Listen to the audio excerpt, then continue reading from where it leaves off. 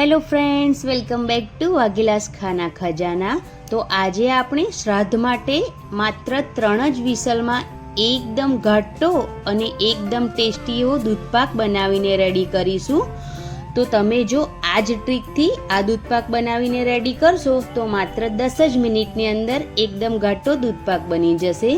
જો તમને મારી રેસિપીઓ ગમતી હોય તો પ્લીઝ મારી ચેનલને જરૂરથી સબસ્ક્રાઈબ કરી લેજો।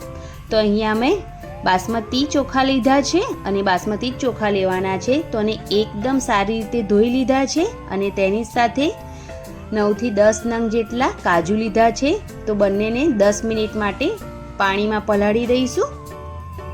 આ દૂધપાકમાં બાસમતી ચોખા નાખીશું તો તેનો ટેસ્ટ ખૂબ જ સરસ આવે છે। તો 10 મિનિટ માટે તેને પલાળી દઈશું અને 10 મિનિટ થઈ જાય એટલે બંનેનું પાણી કાઢી નાખીશું અને જે કાજુની અંદર 1 થી 1.5 ચમચી જેટલા ચોખા એડ કરી દઈશું અને બાકીના ચોખા સાઈડ પર મૂકીશું અને આ જ ટ્રીક કરીશું આપણે આપણો દૂધપાક ઘાટો થાય એના માટે। તો જે અલગથી કાઢ્યા છે કાજુ અને ચોખા તેને મિક્સર જારમાં એડ કરીશું અને એકદમ રૂમ ટેમ્પરેચર વાળું દૂધ લઈશું અડધા કપ જેટલું અને તેને એડ કરી એકદમ સરસ પેસ્ટ બનાવીને રેડી કરી લઈશું તેની। તો પેસ્ટ રેડી છે તો તેને સાઈડ પર મૂકી દઈશું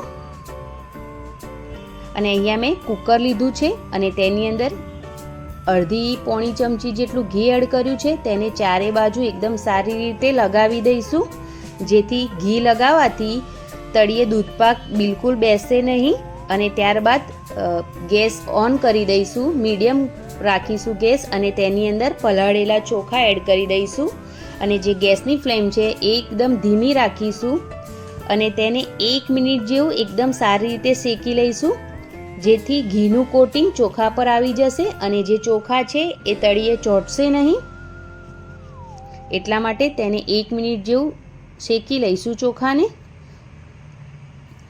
આ રીતથી ઘી લગાડવાથી જે દૂધપાક છે તે પણ તળિયે ચોંટશે નહીં અને ત્યાર પછી 1 મિનિટ થઈ ગયા પછી 1 લીટર દૂધ એડ કરીશું। ફૂલ ફેટવાળું જ દૂધ લેવાનું છે જેથી દૂધપાક એકદમ સરસ બનીને રેડી થાય। તો મેં અહીંયા 1 લીટર દૂધ એડ કરી દીધું છે અને આ દૂધપાક આપણે કુકરમાં જ બનાવીશું તો વધારે ટાઈમ પણ નહીં લાગે।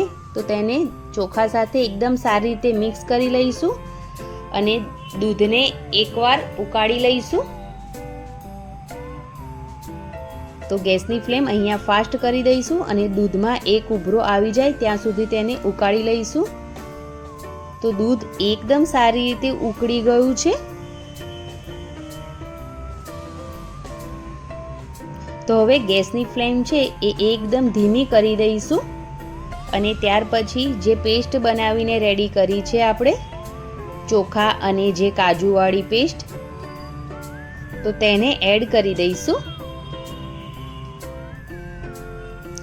આ એકદમ સરસ ટ્રીક છે। આ જ રીતે પીસેલું ચોખા અને કાજુ એડ કરવાથી જે દૂધપાક છે એકદમ ઘટ્ટો બનીને રેડી થાય છે। તો તેને પણ દૂધ સાથે એકદમ સારી રીતે મિક્સ કરી લઈશું અને ત્યાર પછી જેટલું ગળપણ જોઈતું હોય એ પ્રમાણે તમે ખાંડ અથવા તો સાકર પણ એડ કરી શકો છો। મેં અહીંયા ખાંડ એડ કરી છે અને ત્યારબાદ મેં કેસર છે તેને થોડું તવા પર શેકી લીધું હતું અને પછી તેની અંદર થોડું પાણી એડ કરી તેને પલાળી લીધું હતું તો તે એડ કરી દઈશું। કેસર એડ કરવાથી જે દૂધપાકનો કલર છે એ એકદમ સરસ આવે છે, તમે સ્કીપ પણ કરી શકો છો। તો મેં અહીંયા ગેસની ફ્લેમ છે એ સ્લો કરી દીધી છે અને કુકરના ઢાંકણ પણ આ રીતે વિસલના નીચેના ભાગ પર સારા પ્રમાણમાં એવું ઘી લગાડી દેવાનું જેથી દૂધ છે તે ઉભરાય નહીં અને એકદમ સારી રીતે દૂધપાક બનીને રેડી થાય એટલા માટે ઘી લગાડી દેવાનું છે। પછી એકવાર પાછું એકદમ સરસ દૂધને હલાવી દેવાનું છે અને ત્યાર પછી ઢાંકણ ઢાંકી દેવાનું છે અને 3 વિસલ વગાડી લેવાના છે। આ ઘી લગાડવાથી દૂધ છે એ ઉભરાશે નહીં બિલકુલ અને અહીંયા 3 સીટી થઈ ગઈ છે અને જ્યાં સુધી પ્રેશર નીકળી ન જાય ત્યાં સુધી બિલકુલ ઢાંકણને ખોલવાનું નથી। જ્યારે 3 સીટી વાગી ગયા પછી પ્રેશર નીકળી જાય પછી જ કુકર ખોલવાનું છે અને ત્યાર પછી એકદમ સરસ દૂધપાક બનીને રેડી થઈ ગયો છે. ચોખા પણ એકદમ સારી રીતે બફાઈ ગયા છે. તો અહીંયા ગેસની ફ્લેમ મેં પાછી ધીમી કરી દીધી છે અને ત્યારબાદ મેં અહીંયા 1 ચમચી જેટલી ચારોળી, થોડી સૂકી દ્રાક્ષ, થોડા પિસ્તા, થોડું બદામનું કતરણ અને થોડા કાજુ એડ કરી દીધા છે અને 1 ચમચી જેટલો ઇલાયચી પાવડર પણ એડ કર્યો છે. તો આ બધી વસ્તુને એકદમ સારી રીતે મિક્સ કરી લઈશું અને ગેસની ફ્લેમ બંધ કરી દઈશું, કેમ કે દૂધ પાક છે ઓલરેડી ગરમ છે એટલે બધા જે ડ્રાય ફ્રૂટ્સ છે એકદમ સરસ સોફ્ટ થઈ જશે. અને ત્યાર પછી લાસ્ટમાં અહીંયા મેં જાયફળનો પાવડર એડ કર્યો છે. જાયફળનો પાવડર અને ઇલાયચીનો પાવડર બંને લાસ્ટમાં જ એડ કરવાનો છે. તો અહીંયા ગેસની ફ્લેમ બંધ કરી દીધી છે અને એકદમ ટેસ્ટી, એકદમ ઘટ એવો દૂધપાક બનીને રેડી થઈ ગયો છે. તો તેને સર્વ કરી લઈએ. તો શ્રાદ્ધ માટે એકદમ સ્પેશિયલ અને વધારે ટાઈમ પણ નથી લાગતો અને કુકરની માત્ર 3 જ વિસલની અંદર એકદમ ઘટ દૂધપાક બનીને રેડી થઈ જાય છે. તો તમને જો મારી આજની આ રેસીપી ગમી હોય તો પ્લીઝ મારી ચેનલને જરૂરથી સબસ્ક્રાઈબ કરી લેજો અને વિડીયો જોતા પહેલાં લાઈક કરવાનું બિલકુલ ના ભૂલતા.